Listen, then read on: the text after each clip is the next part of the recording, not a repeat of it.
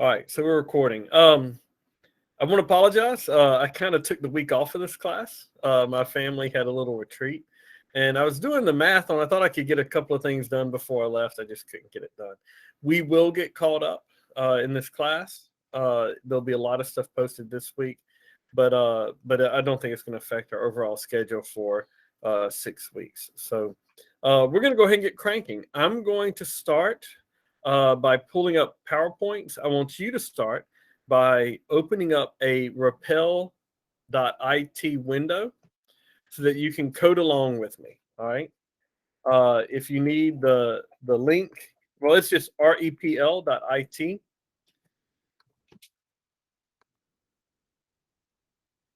I'm in a different language. You have to just choose Python as your language. Like, as in like language, as in like English, Oh. Spanish. This is a disinfectant company for bugs. Right. repl.it.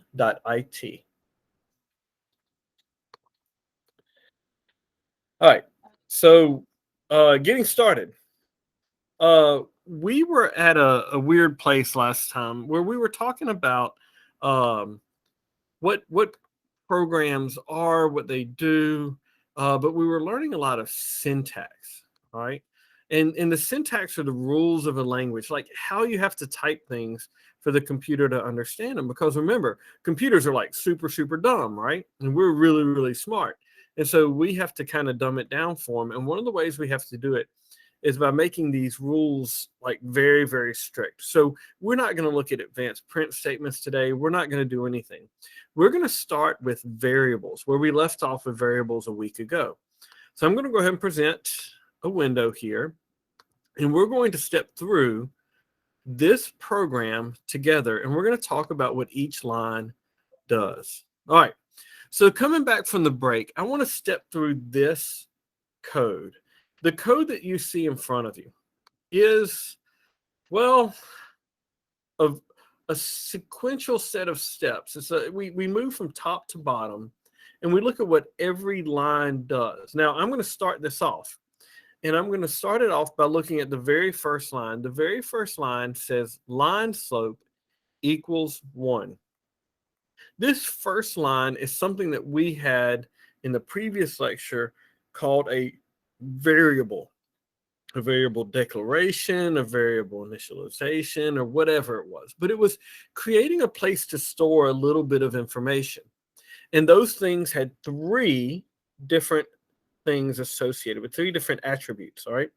So in this one, line slope, it has a couple of attributes. The first is the name of the variable. In this case, it is line slope. My goodness, I'm sorry. I forgot my mouse today, so it's probably going to do some bad stuff. Now, the type of this, the value of this variable is what gets stored into that location. And in this case, it's going to be the number 1. And the type of information that gets stored into it is a whole number, no fiddly bits. So that's going to be an integer. All right. So that's a little bit of a refresher there. Okay. So that first line creates a variable and sets the value to 1. Because Python's at least like maybe a little smart, it can figure out that the stuff that goes in that mailbox right there underneath the value needs to be an integer. Okay. Now, the way code and program works is it goes from the top to the bottom in a sequential list, like a set of instructions, right? And number 1 was make a variable called line slope, set the value equal to 1. What does the second line do? Does anybody want to volunteer to answer? We have very few people today, so it's okay if I have to answer it for me. Does it tell you that the line should be 10? Close. All right, so you do see that the value is changing to 10. But in this case, we actually see that the variable is not necessarily the line slope. So Natasha, what is getting set to 10 in the second line? If it's not the value, is it the type? Not Or- necessarily. So or the name. it's more the name that's different. Very, very good. See, in this first line, it took a variable named line slope and it made the value equal to 1. What is the name of the variable? Oh, no, I'm not done with you yet, Natasha. What is the name of the variable here? Where your cursor is? Yep. The It's name of the seg- variable? Good. It's segment length. All right. Now it takes the segment length and it creates a new variable for it because it has to have a place for the segment length to exist, right? And Mhm. so if I were going through this code line by line, it went line slope and it looked over in our mailbox of our chart of our stack of mailboxes like it was for the safe deposit boxes or the post office boxes, whatever it was. And in the first line, it tried to find the line slope mailbox and it wasn't there. So it created one that said line slope, it set the value equal to 1, and it figured out that its type was integer. In the second line, it tried to put it in a variable called segment length, but there wasn't a segment length variable. So it created a variable. Now, what is the value that's put into that variable? 10. Good. And what type is it going to be? It's still an integer because it Good. is a number. Perfect. All right. So we have these two variables. Okay. So here's a little bit of something new. All right.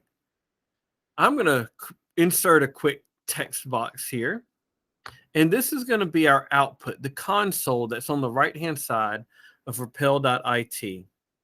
And somebody tell me, what does the third line do? And say it in English because we're programming in English-ish, okay?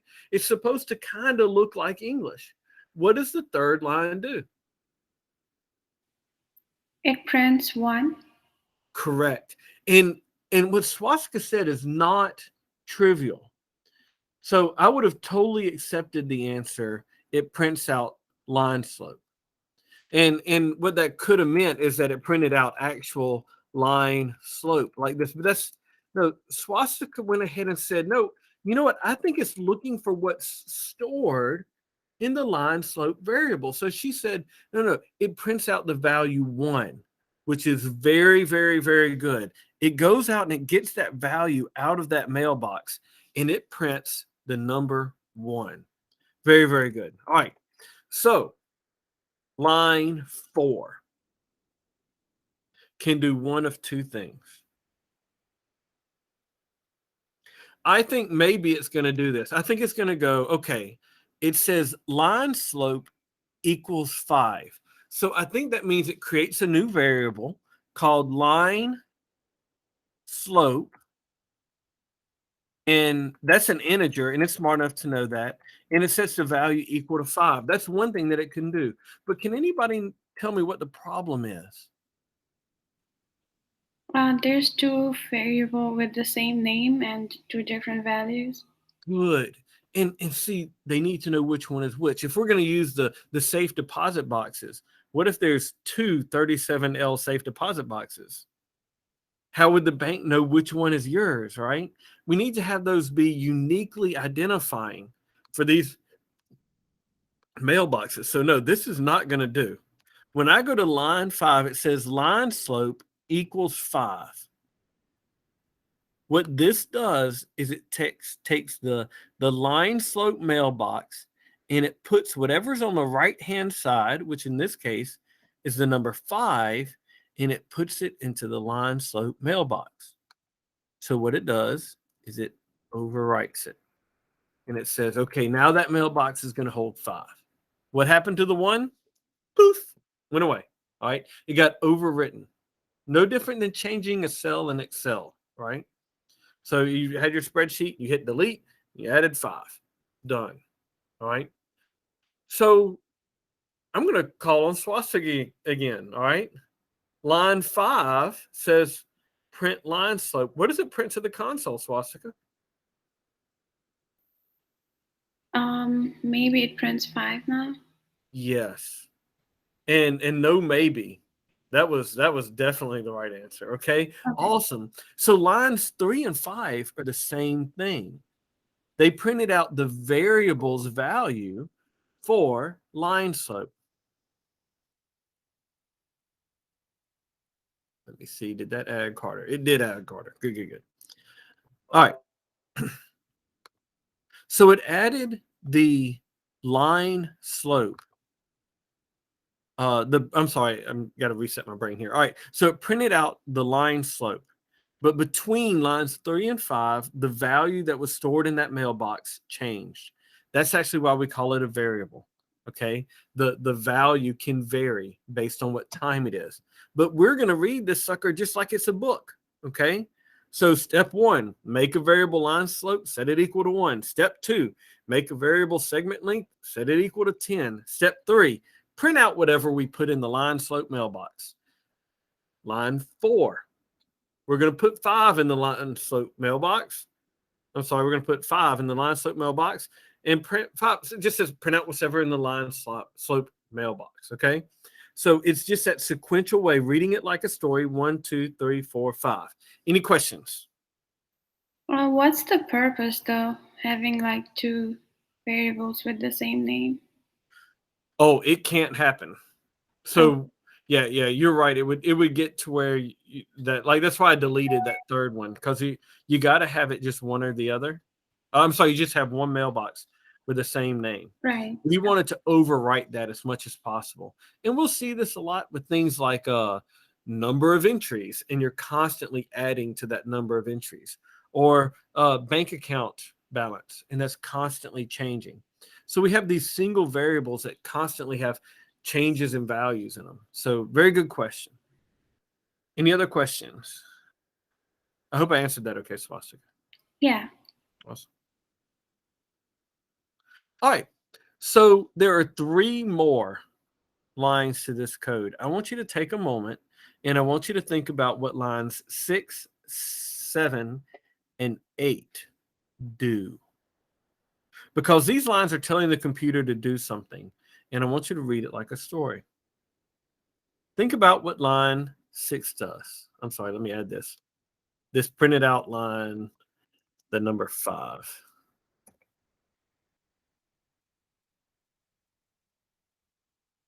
Think about what the line 6, 7, and 8 do. All right, so Elena already said 1. Elena said line 6 prints out the number 10. That looks right. It goes out and says print line length. Segment length. I'm sorry. It says print segment length. Is anybody else still recovering from the family retreat? No, like I ate so much food, y'all, that it's just crazy. And a lot of the people in the room were at that retreat. So it's crazy. So it prints segment length, but just like Swastika said earlier, it's not printing out those words. It's going out to that mailbox and pulling the value out of that mailbox. And it says, okay, I'm going to print 10. Now, this is the hard one. Line 7. Take a second and think about what line 7 may do. Split it apart piece by piece. Or what you can do is you can just think about it in English-ish and say, what is this doing in English-ish?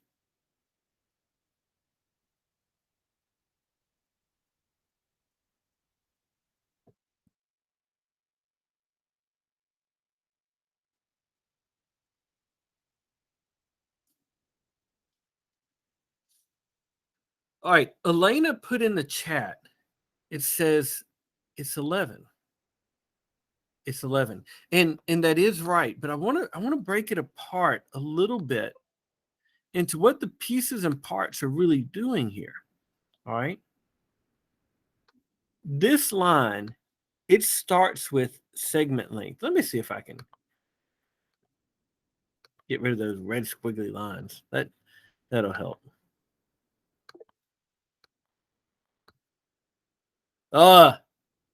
It's going to kill me. Oh, well. All right. This line right here, this line 7.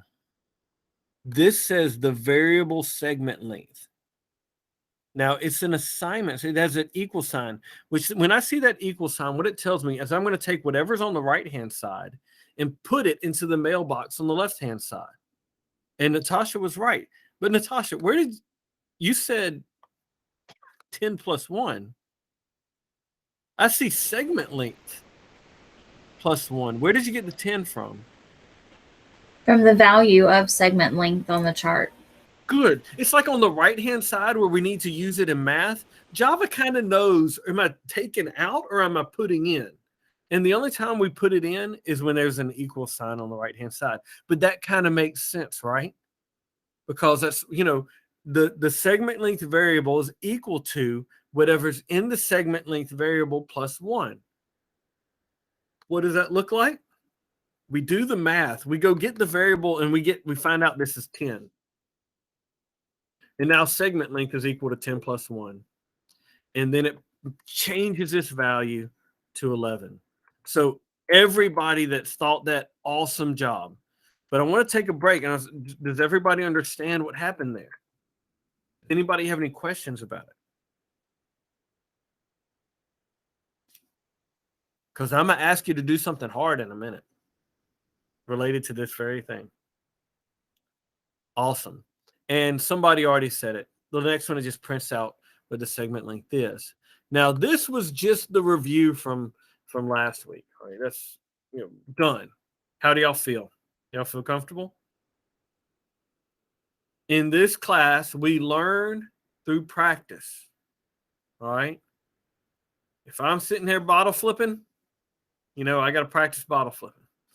Maybe I should use like the Olympics since the Olympics are coming up, okay? If I want to become good at running, the first thing that I have to do is run. If I wanted to become a good coder, the first thing that I have to do is code. So I'm going to give you a challenge. And I know that you can do this, okay? I know that you can do it. But I'm going to give you 10 minutes of class time to do this. And we're going to do it together. And I'm going to do a little bit of it too. I want you to complete the following challenge. I'm sorry, let me make this a little bit bigger.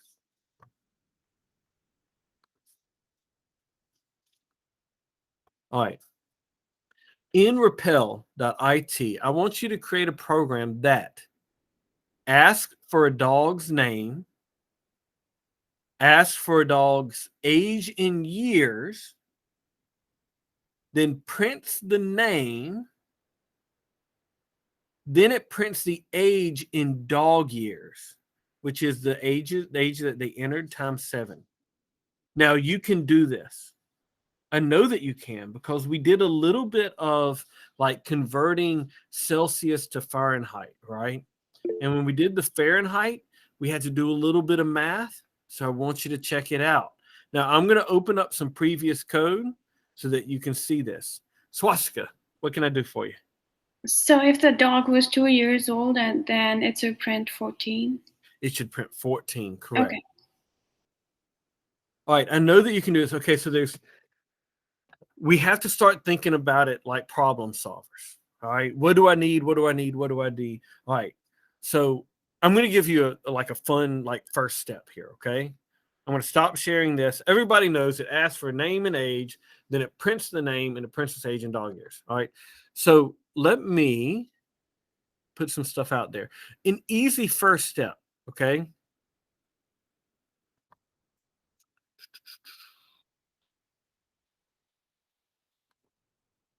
All right. Easy first step is to do this.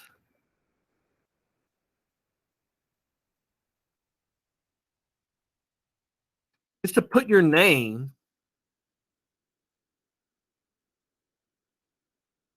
and a little bit of a description with a hash mark in front. Now, I don't know if y'all remember what that's called, but that's called a comment. But there's something, now comments, the computer doesn't run comments. But what it does is it gives us a great first step. Okay. It gets us started to writing. Y'all, I don't know. I've been teaching a long time, like 20 years. Okay. And one of the things that drives me bananas is I'll have somebody come in and they're like, I don't know how to do it. And I'm like, well, what have you got? And they think nothing. Hadn't started yet. And it's like, well, it's pretty easy. Write your name at the top of a sheet of paper. And that's like step 1, right? So that's our first step. Let's put our comment out there. Remember, just for us to read, let's prime the pump a little bit. Then we start about solving this sequentially. We start thinking about the things that we need.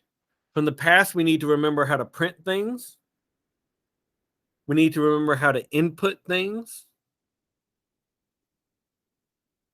We need to remember how to do the basic math that we just did. And you can do it.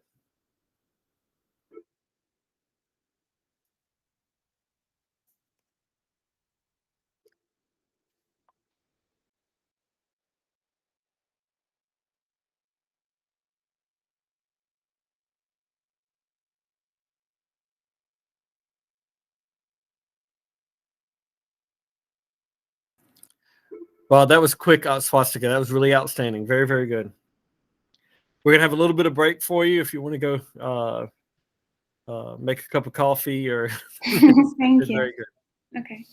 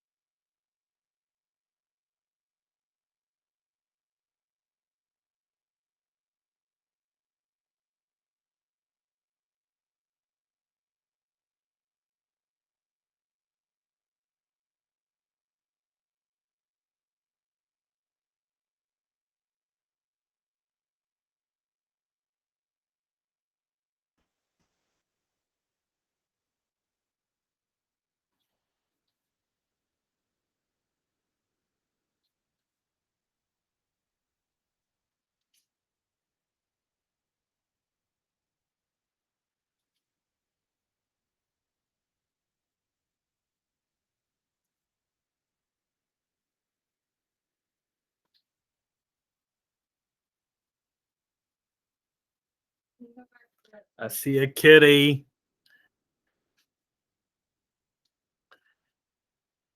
You go back to the presentation where it says missing. I cannot. You'll have to Google it. All right. A seeker of knowledge I mean, like, went up to a wise man and asked the wise man a question. And ask for the dog's name, ask for the dog's age, print out the dog's name, print out the dog's age in dog years, which is age times 7. All right. A seeker of knowledge went up to a wise man and asked the wise man a question and said, how can I eat an elephant? How can I eat a whole elephant? And the wise man said, 1 bite at a time. All right. Now, what this means is that we take things step by step. And if I were to try to use a fancy $3 word for it, it would be problem decomposition, breaking the problem into smaller steps that we can handle. So as I ask you to do these 4 things, I think we ought to do them sequentially. Like just knock out number 1 right away. Right away. Now, I think I did an input for how to get this value. And I did it a couple of different ways. All right. So if I were to go back to the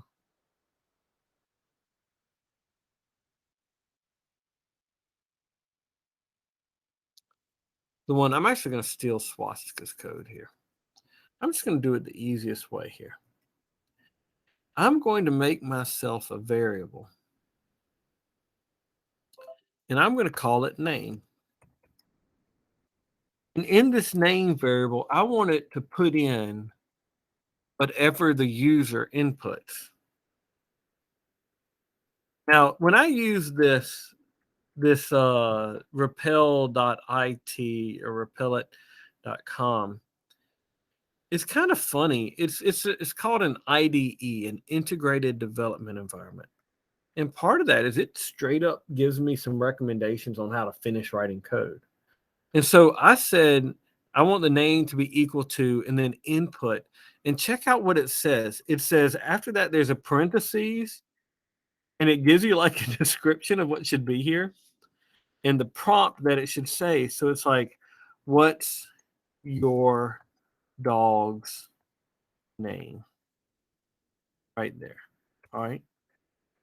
Now, I don't like using double quotes, so I'm going to use single quotes right here. All right.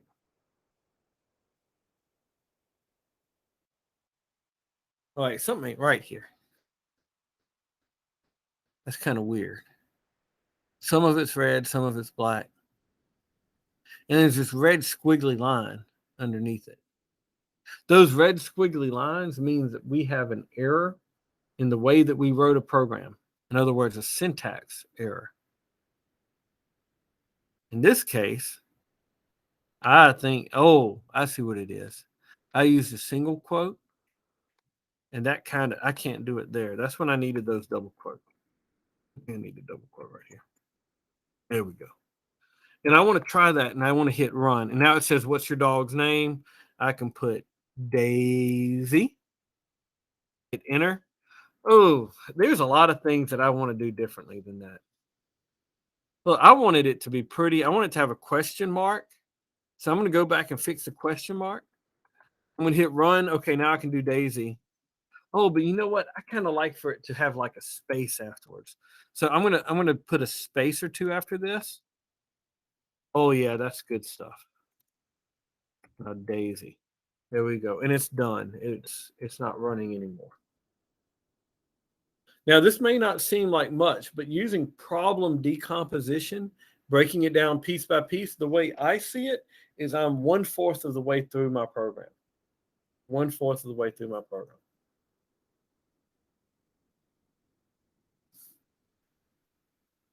Somebody tell me a good next step that I could do.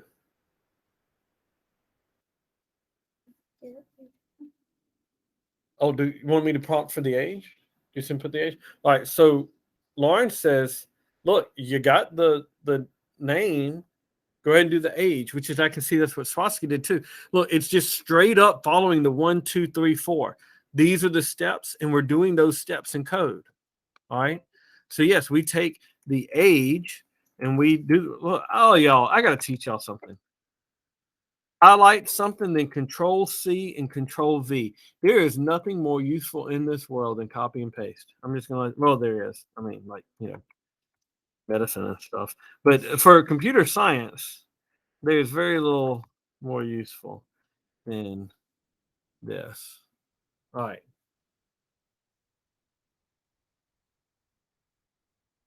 Now, this is subtle what I'm doing here, okay? That's number 2 on the list, but I'm going to check it right now, and I'm going to make sure I haven't screwed anything up yet, all right? Daisy, what's your dog's age? 4:15. And it's done. It seems to work.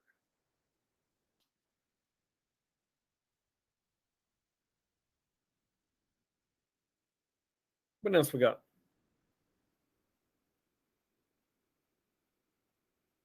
Here's where we just follow the steps. It says to print the dog's name.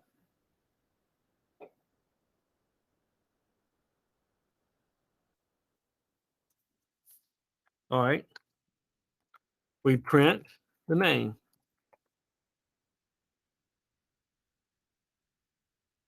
Let's try it out. The name is Daisy. Ah, go away. There we go. Dog's name is Daisy. It's 15 years old, and it prints out Daisy. What's the next line? There were 4 things that we had to do. We've done 3 of them. We're 3/4 of the way through. Print the age. Print the age. All right, so we do that here. Hit run. Dog's name is Daisy. Dog's age is 15. And it said Daisy and 15, and we're done. Right? We are totally done. I print out the age. All right, good. Gray is not letting me get away with this. We still have a little bit of math to do. So I think I need to do this. Age times 7. Hit run. Dog's name is Daisy. Dog's age is 15.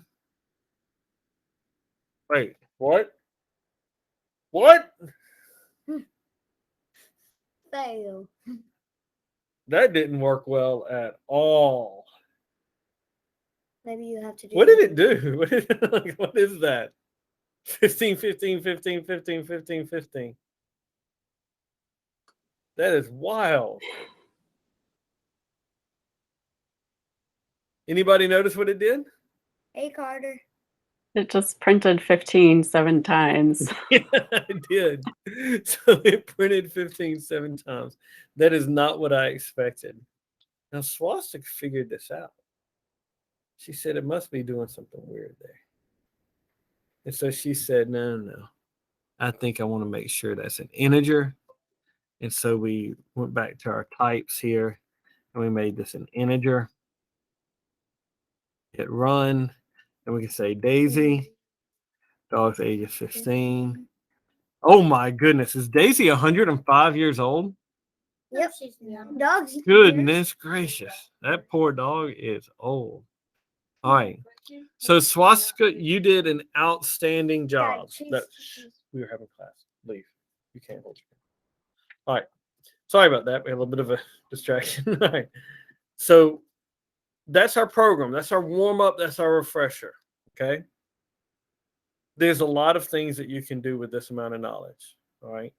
Now, the hard parts, okay? Syntax. Following the rules of the language can be really, really tough. Okay. It like sometimes it'll mess up and you have to try to figure out what's wrong with it.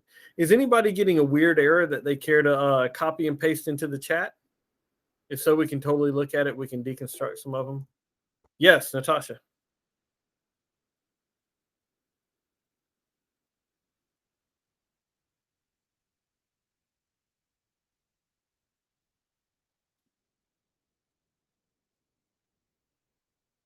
Natasha, you raise your hand.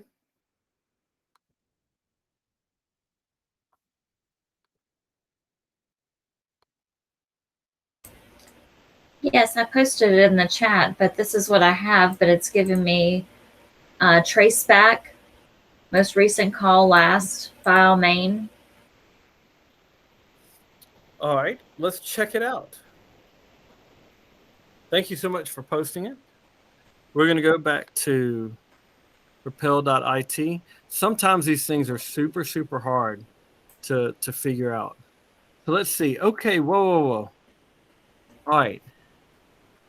Good. A big red squiggly line right at the beginning. When I hit run, it's not even going to do anything. It's going to go no, most recent call last in line 4. Look, I'm going to tell you the honest truth. It's like not line 4 is what's important from that. It says there's a problem in line 4, and it says name is not defined. All right, so let's look at what line 4 does. We have to go piece by piece and think about what the syntax is telling us. And it says the name minus input. What's your dog's name? Do you see it, Tosh? What you're wanting to do is take the name mailbox and put into it the input from what's your dog's name. But instead of using the assignment operator, there's a minus, a dash instead. Do you see it? I do, but I don't know what's supposed to be in its place. So it's supposed to be creating a variable name like this and setting it equal to. Okay. Now that should work. It's the crazy thing about Python is it has to be very, very detailed, like super crazy detailed. Dr. Burris, Hit me. what do you call the number with the fiddly bits? A float. A float. Okay, thank you. I love that you use the correct terminology. It is not the mantissa. It is the fiddly bits of a number. Good. Make sure to use that in all of your classes, including college. All right.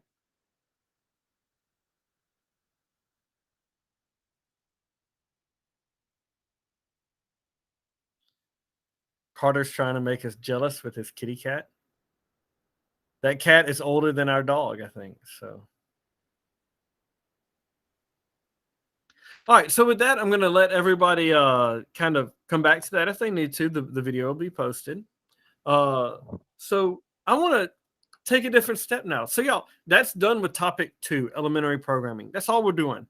I'm going to post this long, boring lecture of all the other little things that we can do, but it's going to suck. It's going to be miserable. And that's not what we're going to use this time for. We're going to use this time for doing all the fun stuff together. And so we're going to go ahead and go to topic 3 and start there today. And y'all, this is a topic I truly, truly love talking about.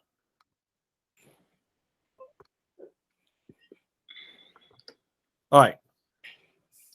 So we're going to talk about some very iffy programming techniques. Dad joke warning. It was just a dad joke. All right. Before we talk about it, though, we have to have some fun. Everything that we've done has been like reading a book or reading a recipe, right? Y'all know, like reading a recipe, like step 1, put 3 cups of flour into a bowl. Step 2, add 2 cups of milk. Step 3, stir. Step 4, put it in the oven. Step 5, eat. Okay? If you do any of that out of order, you're going to have a bad time. Okay? You're going to have a very bad time. In code, we read it sequentially from top to bottom. Step 1, step 2, step 3, step 4, step 5, step 6, all the way down. And we do it very sequentially. But there is this really, really cool set of books. And I don't know if you've ever seen these. Let me open it. I don't know if you've ever seen these. Let me share a different one.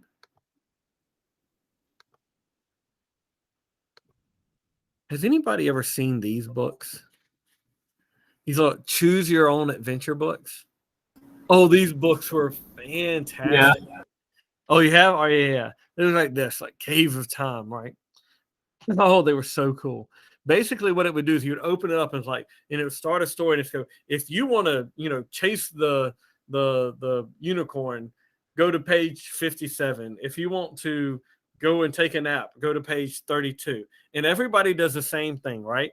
You turn ahead to 32 and you put your finger there, and then you turn ahead to 57. So if you need to go back, you can, right? Y'all know what I'm talking about? All right. So they were very fun ways to read books. And we're going to do this together right now. We're going to go through a choose your own adventure story, and we're going to see how this applies to code. All right. So who here is familiar with Danny Phantom? Do y'all know Danny Phantom? All right, good. At least Carter is. It was a Nickelodeon series way back in the day. And we're going to go through a story together. All right. And this is, yes, I actually do this at the college level. Imagine paying tuition and you're going to read Danny Phantom fanfic for and this is not on the first day. This is like sophomores, right? Like, so, let's read some Danny Phantom fanfic together. Okay. You're Danny Phantom, a ghost boy from Amity Park, who is now searching through the ghost zone to complete your map of the large place. I did not say it was well-written fanfic. It is the first thing I Googled, okay? All right. So as you fly through the ghost zone, you soon find out that everything around you is getting darker and darker. And soon, only your eyes are shining through the darkness. As you go further through the darkness, you notice that further up ahead is a white light that steadily grew larger and brighter as you drew closer to it. Upon observation, you notice it is a white door just beckoning to be opened. Next to that one is a harder to see black door, but the light radiating off of the white one reveals a handle that was in the shape of a horse's head. You have 2 doors to pick. Which one will it be? White door or black door? Put your answer in the messages, in the chat log. White door or black door?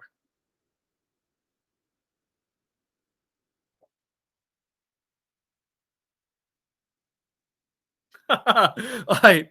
The whites have it. Okay, so this is very rare. In computer science world, they never choose the white.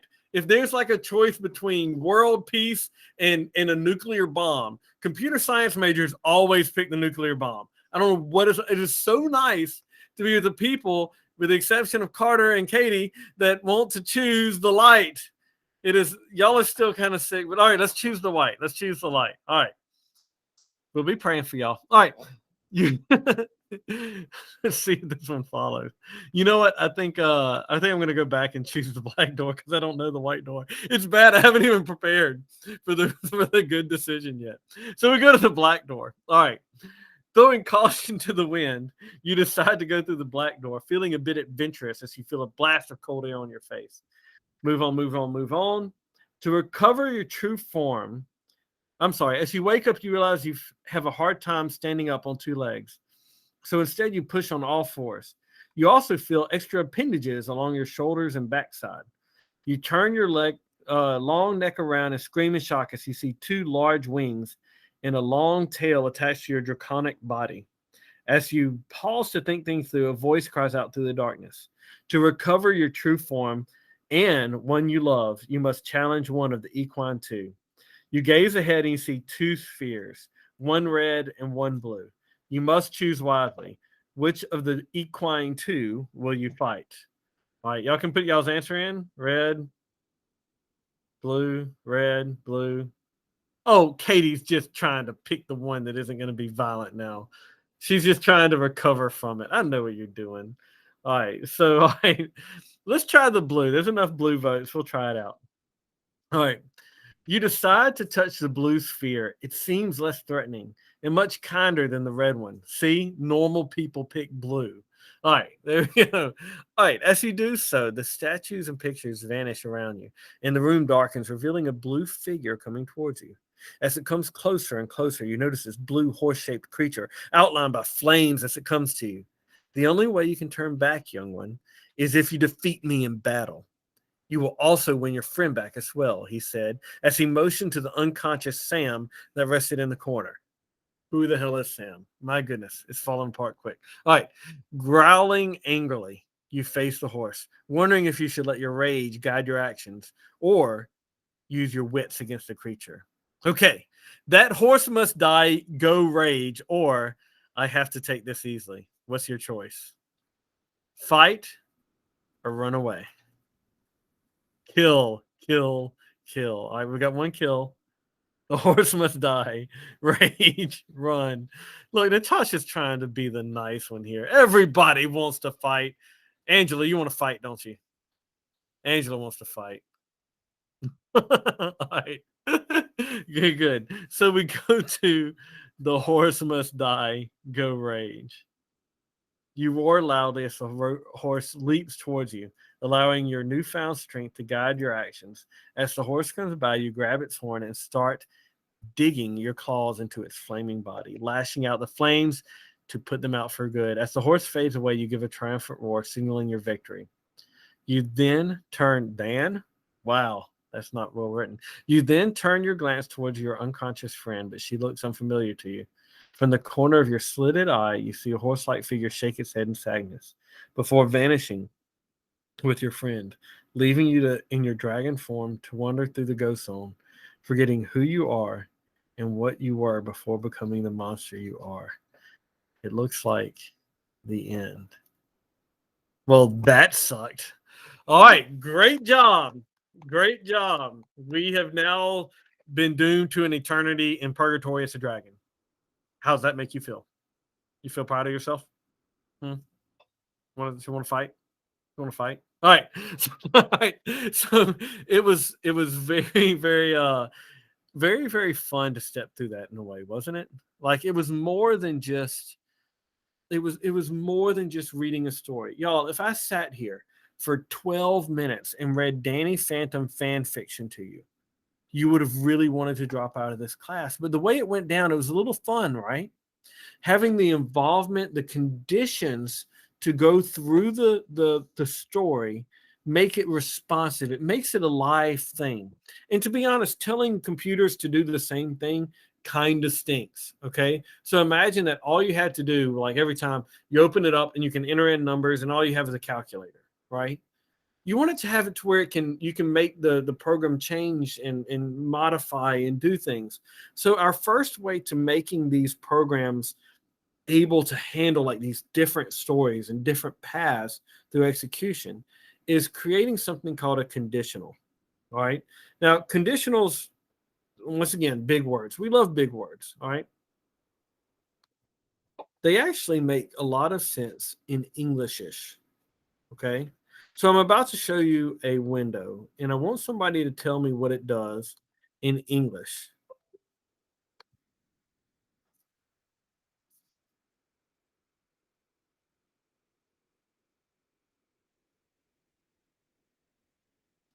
All right. No, seriously, I'm just showing it to you. Somebody tell me what it's doing in English, because it's already written in English-ish, ish. What's it doing in English? If our age is 18, then it's letting us know that we are an adult. Good. And there's no reason to overcomplicate it past that. Very good. Now look, it reads this way. Age is equal to 18. If the age is greater than or equal to 18, print out you're an adult. Go ahead and add that into Rappel.it. And I'm going to write it too. But I want to tell you a couple of things about this. All right. So I'm going to present my screen.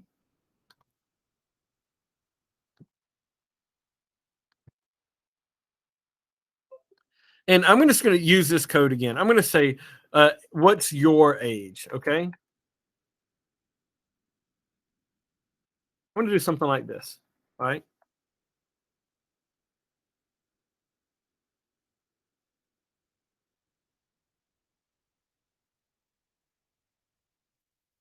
Oh, and I'm not Natasha Burst. I'm going to delete that. All right, so I'm going to set up a variable called age, and it's going to input the user's age. And then I'm going to do this. If. And look, it tells me right here. If.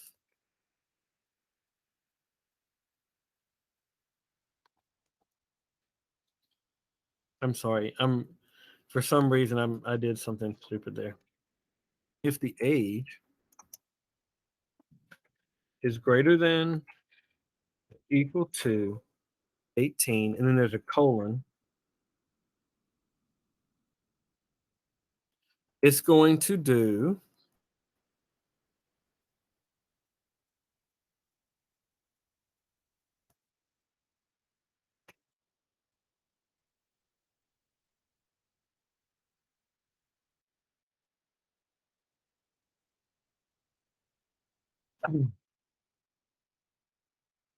now I want Katie to say there's nothing wrong with that code. There is nothing wrong with that code. It is perfect in all ways.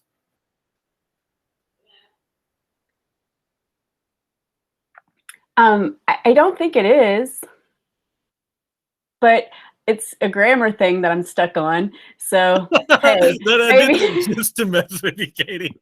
So Katie is an English major, and I had to do that just to mess with her. Very good. It is you're an adult. So let's try it out and hit run. What's your age? And I'm going to put 19, and it's going to do, oh, wait, nothing there. It's a type error. Seems like we run into this one a lot.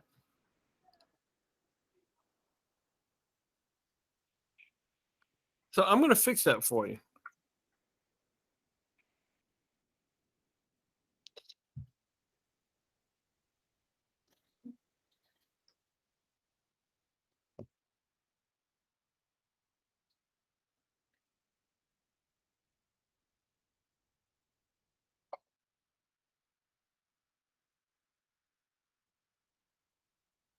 It's not typing for me. Let me see. See if this works. All right. See what I did there? It's going to input an integer right there. So I'm going to go ahead and share that little tidbit for you. I'm going to let everybody catch up with this.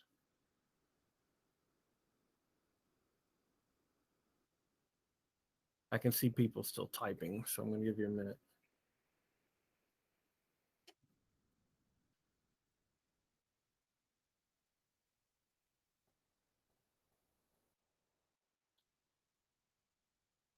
Now, look, we're not doing something trivial here. This is like a basic thing in code. Imagine creating a casino game and it says, if your cards add up to 21, print blackjack, right? You don't want to just print out the total every time, print out the total every time, print out the total every time, right? This conditional lets you go, okay, look, there's this place. Okay, if you've got 21, blackjack, right? If you have more than 100 points, you win, right? So we see this stuff all the time. Now, let's check out what it says in non-English, in English-ish instead. And I want to tell you a couple of things about Python in general, all right? So first off, Python is indentation based, which means that you have to have your indents just right. But look at what it said here. Look at what it did here. I'm going to Control X this out. All right, when I was doing if age is greater than or equal to 18 and put a colon there, hit enter, and you'll notice it moved my cursor to the right a little bit, right? This means that anything there goes with the if statement. And I'm going to show you why that matters in just a little bit. All right. Now, when we try this stuff out, indentation matters. We look for red squiggly lines. Also, when we run things, we need to try a bunch of different things. We need to try, how old are you, Luke? 10. It ended. My program ended. Wait, shoot. Is that what it was supposed to do? I was sitting there. This says, okay, let's trace it through. Line 1 is a comment, doesn't do jack. Line 2 is a comment, doesn't do jack. Line 3 is an empty line. It, of course, doesn't do jack. Line 4 says the age variable is set to an integer from the input after it says, what's your age? Oh, man, there's a lot of syntax there, but, we're kind of comfortable with it. We've kind of been through it. And line 5 says, if the age is greater than or equal to 18, print your adult. And line 7 doesn't do squat. Did this program work when I said 10? Was it supposed to do something else? I'll take it. No. No, I didn't tell it to. So no, absolutely, it's not broken. It's not broken. It says if the age is over 18, print out your adult. Somebody entered 10 and it didn't print out 18. That is what the code is telling us to do, right? So it is doing exactly what it's supposed to do. Exactly what it's supposed to do. Now, it would be really useful if we could do more than that, right? So I'm going to ask, I've got a question here. You have to change that int thing. So I'll put int in front of input. Anybody else got a code issue I can help them with?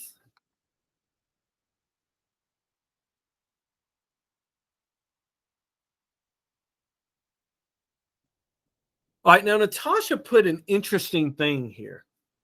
Natasha went above and beyond. She's trying to do something with the like impress the teacher, and she's being a teacher's pet. All right. So Swastika also did something interesting. Y'all are trying to add a little bit of a razzmatazz to this program. All right, trying to make it do a little bit more, and y'all are killing it because look at this. All right, we can add a couple of things to this. Now I'm going to present again.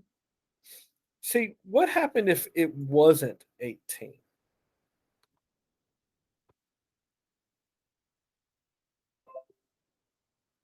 Now, I made these slides last night, and I knew full well not many of you would know who McLovin was, but that's a dad joke for those of you that get it, all right? Let's see what happens if I can't. What if I need a second group? Now, Swastika already knew this. Let's read this in English-ish and translate it to English. The age is equal to 18. If the age is greater than or equal to 18, you print out you're an adult. But then it says, else print you are not an adult. Now, I want Natasha to understand something. Natasha, your code is correct. Okay, it works. And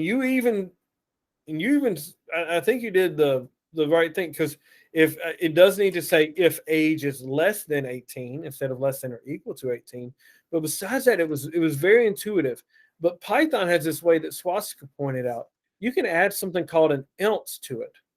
And let me show you what it does. I'm going to present a different window here.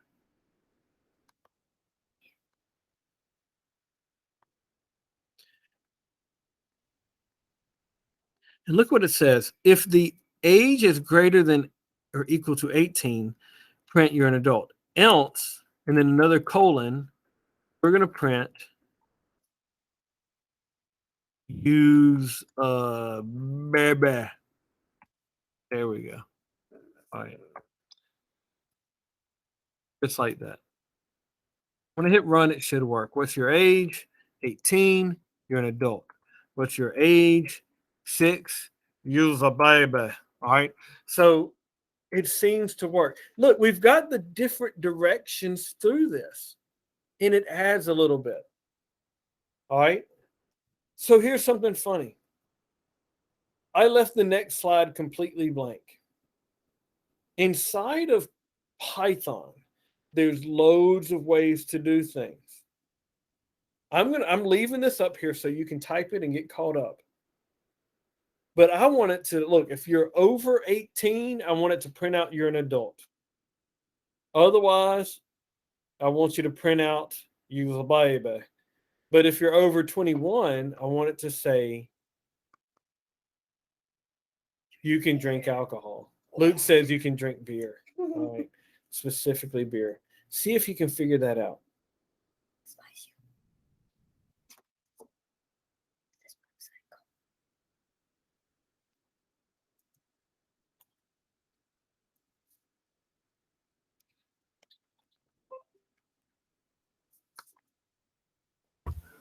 So what's that little else doing again? So it is. Oh, that's a great question. Yeah, if you're not following it in English-ish, it can be kind of ridiculous. So it says right here, if I follow this code, it says that the age is whatever the user inputs, and this kind of reads like a set of blue pill or red pill, or like in the case of Danny Phantom, the white door, the black door, fighting or running away, right? So it says if the age is 18, print you're an adult.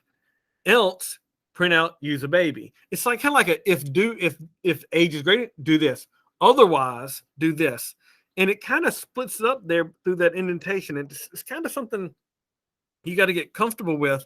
But basically, if this is true, you do the first one. Otherwise, do the second one. Otherwise, do the second one. Does that make sense, Cole? Yeah, it does. Awesome. All right, so I want you to add. I need to not present this. I'm going to stop presenting for a second. Hopefully everybody got it. We're kind of getting close on time, so.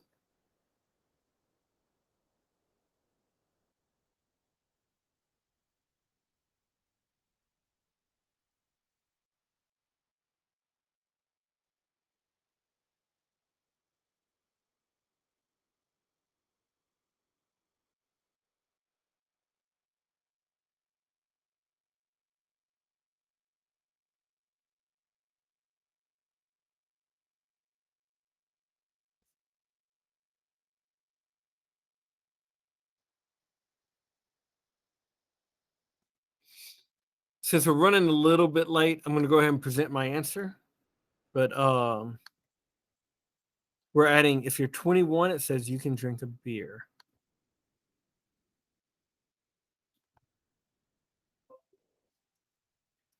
This is the answer. Now, I added this other phrase here that I'm not going to explain to you. I'm going to make you figure out in English-ish. All right.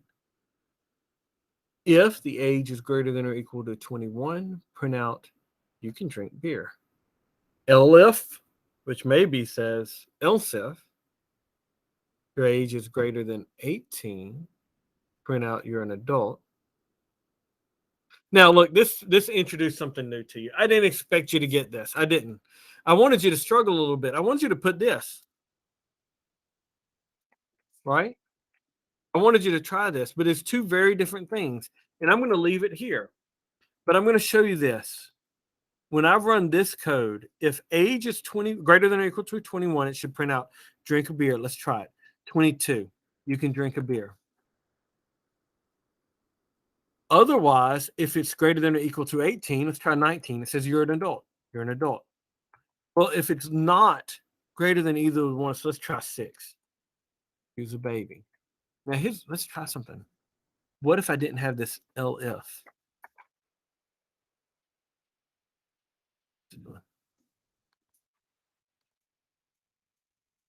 Did I lose internet? I lost internet. All right. If I take out the elif and I just put an if, it's going to do something funny. It says you can drink beer and you're an adult. And I'm not going to explain it because that's part of your challenge. All right. Today's challenge, all right, for when you go home. And I'm not going to do it right now because I'm already at 2000. Wait, I'm not talking about 2021. It's already 8:05.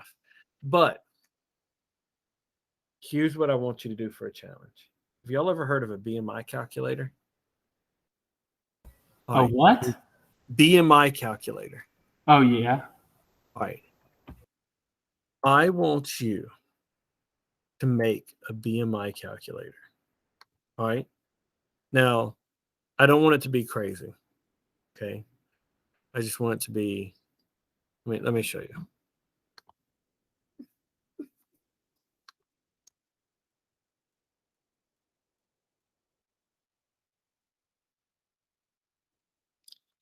Oh man, y'all, I'm going super slow. It's like I can't present anything in Google Meet right now.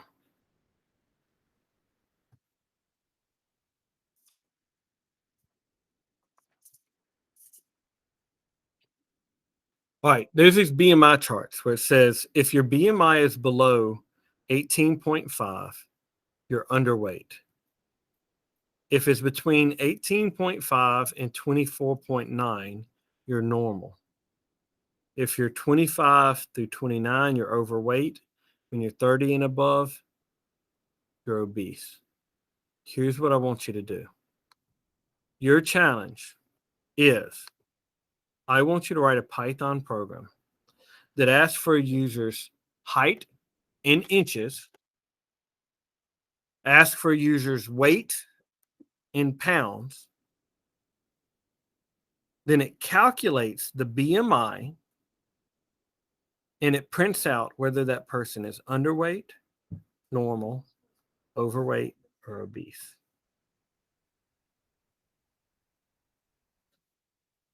Y'all realize what this is, right? It's a huge jump forward. We were calculating like Fahrenheit versus Celsius. Now we're doing something that says, wait, it's going to take our height and it's going to take our weight and it's going to tell us whether or not we're overweight or not. All right. And hey, look, this ain't body shaming. You be you. You know what I'm saying? All right. I'm not normal according to that. I'm not normal according to anybody, even my own mama. But you know, as far as my weight is concerned, it says so. No worries if it says a big number. We're okay. But this is going to be a bit of a challenge. All right. What I need you to do is I need you to get the user's height in inches, get the user's weight in pounds, calculate the BMI, and then print out underweight, normal, overweight, obese. Anybody know the calculation for BMI? How are we going to get it? Google. We're going to Google it. All right. All right. We're going to Google it. Totally appropriate. Any questions? We're gonna have to use that elif, right? Yep. And you're gonna have to figure out what it does because I didn't tell you. Yeah, that's what I'm worried about. You have to figure it out. Kind of one of those big challenges. I always kind of push. I give you like a little bit, but I want to push a little bit so because I'm it's only 6 weeks. I want you to be able to figure out that next step. My email address, okay, is jburris@southeastern.edu. If you have a question or you can't figure out a problem in your code, you email me. My phone number that is going publicly on my YouTube account is 985-515-8896. Feel free to message me, all right, what those questions might be, all right? No problem at all. I'm sorry for keeping y'all a little bit late today. Check the Google Classroom. There's going to be a load of stuff that's going to be hitting there. Like I didn't even put the recordings from last week up there, but I will definitely be caught up after tomorrow for sure. Any questions? See you next Monday, Dr. Burris. All right. Thank you. See you Bye, around. Dr. Burris. Y'all bad. Y'all bad.